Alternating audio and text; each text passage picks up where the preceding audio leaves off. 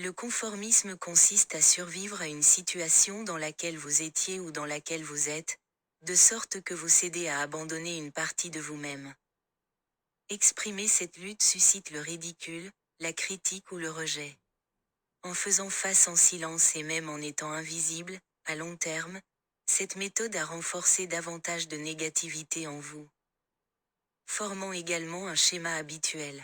Cela est dû au fait d'essayer d'être accepté ou aimé, principalement ou partiellement par peur. Vous devez comprendre que rechercher l'amour à l'extérieur ne vous donnera pas un amour durable. L'amour doit commencer en vous. Comment vous aimez-vous? Connectez-vous à votre monde intérieur et écoutez vos émotions. Apprendre et grandir sont votre remède pour guérir les blessures. La qualité de la relation n'est pas là dès le début.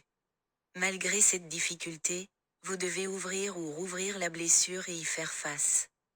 C'est la seule façon radicale d'avancer vers la libération de votre souffrance. Une petite négativité résiduelle peut lui rendre son intensité.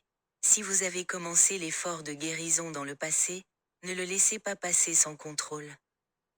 Vous devez sérieusement prendre ou reconsidérer votre bien-être émotionnel en priorité.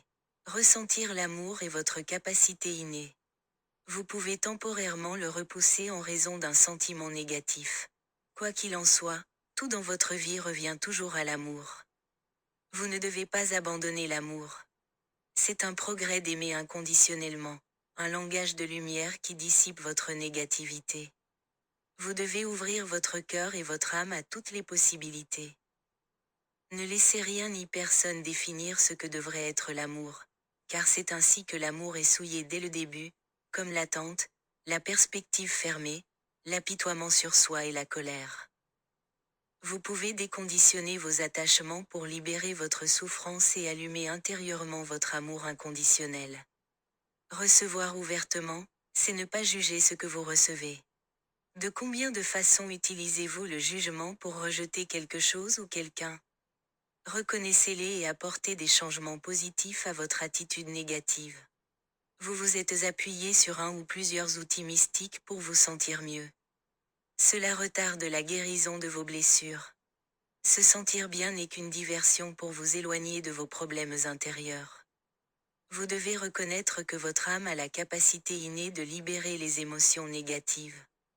Fondamentalement, vous devez faire face à la façon dont vous vous aimez conditionnellement afin d'allumer votre amour inconditionnel. En vivant sur ce plan physique, l'aspect de l'âme est souvent négligé. Augmenter votre conscience à cet égard est primordial pour tout. Votre âme vous donne la conscience mais elle s'est fragmentée et isolée en de nombreux compartiments. Sans son être entier, vous êtes à jamais piégé dans l'obscurité ancestrale humaine. Vous devez accepter cet appel supérieur pour unifier votre vrai moi et libérer ce qui ne sert pas votre plus grand bien. Lorsque vous êtes perdu, laissez toujours l'amour inconditionnel vous guider vers la maison. Cet amour est si nécessaire pour nourrir votre âme et la ramener à la lumière.